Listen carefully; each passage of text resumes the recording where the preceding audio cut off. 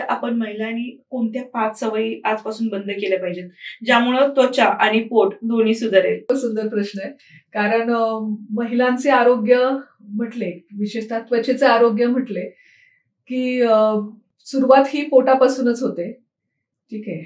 म्हणून मग सगळ्यात पहिली जी सवय सोडायला हवी आहे, ती आहे चहा आणि कॉफी. बापरे! सकाळी उठल्यावर जो काही चहा आणि कॉफी घेतली जाते, त्याच्यामुळे शरीरातलं पित्त हे भडकतं मी म्हणेल आणि त्याच्यामुळे त्वचेवर विपरीत परिणाम किंवा त्वचा लालसर होणं असे दिसायला लागते.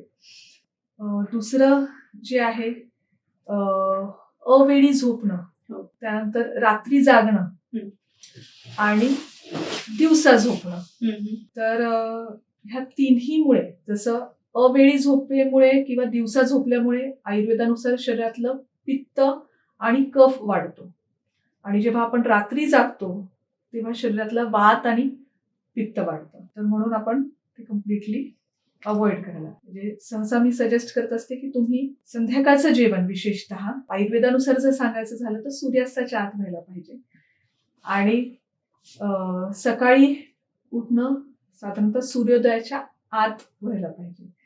तर त्याप्रमाणे तुमचं रुटीन बनवलं तरी चालणार आहे.